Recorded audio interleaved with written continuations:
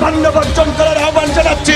আমাদের ইন্ডিয়া ছাড়া তো ওনাদের চলবেই না। আজকে যারা বয়কট বলছে তারা কিন্তু আমাদের জন্যই কিন্তু বেঁচে আছে। ভারতের প্রতিটি পণ্য বর্জন করবে। ভারতীয় পণ্য বয়কট করবে, তা তাদেরই তো লস। ওর এটা রাজনৈতিক ভাবে হচ্ছে। তাদের বউদের কয়খানা ভারতীয় শাড়ি আছে। আপনি ভারতীয় পণ্য পর্যন্ত আহ্বান জানাচ্ছেন, আবার ভারতের ট্রিটমেন্ট করতে চান কেন? আমরা উর্দুভাষী পাকিস্তানিদের যদি এখান থেকে বিতাড়িত করতে পেরেছি, হিন্দিভাষী ভারতীয়দের এখান থেকে বিতাড়িত করতে আমরা পারবো ইনশাল্লাহ। কারণ আমি এখন যে শার্টটা পরে আছি এটাও ইন্ডিয়ান, পরনে প্যান্টটা যে আছে রকিস এটা কিন্তু ইন্ডিয়ান। প্রতিদিন গড়ে 3 থেকে 4 হাজার বাংলাদেশি পর্যটক ভারতে ভ্রমণ করতে আসেন। টোটালটাই ওদের ক্ষতি, ওরা টোটালি ডিপেন্ডেন্ট অন ইন্ডিয়া।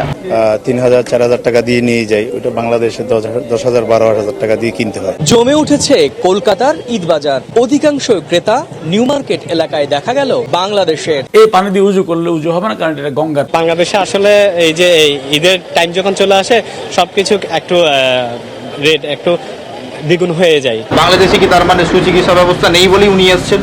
চিকিৎসা ব্যবস্থা ওদের সেরকম সাফিসিয়েন্ট ভালো না। ইন্ডিয়ান জিনিসটা আমার কাছে বিশেষ করে বেটার মনে হয়। ভারত আমাদের বন্ধু না। ভারত আমাদের বন্ধু না হলে দেশের মুক্তিযুদ্ধ 14,000 সৈন্য তাদেরই জীবন দিয়েছে। বাংলাদেশকে তাদের বাজার বানিয়ে ফেলেছে। উৎপাদন হবে ভারতে আর বিক্রি হবে বাংলাদেশে। কাস্টমার ভারতীয় জিনিসটাই বেশি পছন্দ করে। বাংলাদেশি পণ্য কেনার ক্ষেত্রে বাংলাদেশি মানুষের আগ্রহ কেন কম?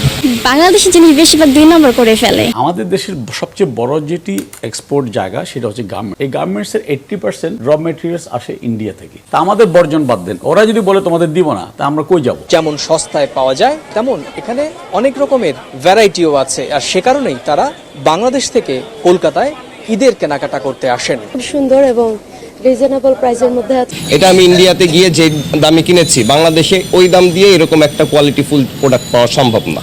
মূল কারণটা হচ্ছে বাংলাদেশে দাম বেশি, এখানে দাম কম। যেটা সত্যি কথা বলতে কোয়ালিটিও ভালো। বন্যায় ভারত ডুবে যায়, বাংলাদেশের যখন সে বন্যার পানি ছেড়ে দেয়, ভারত আমাদের ডুবিয়ে মারছে। চায়নার পানি যখন ছেড়ে দেয়, ভারত ডুবে যায়, তখন কেউ কিছু বলে না। কলকাতার নিউ মার্কেট ও গড়িয়াহাট মার্কেট ঘুরে ঈদের কেনাকাটা করেছেন বহু বাংলাদেশি পর্যটক। এখানকার হচ্ছে আমরা গরুর মাংস খেতে পাচ্ছি হচ্ছে 50 টাকা করে, যেটা বাংলাদেশে 120 টাকা 150 টাকা করে।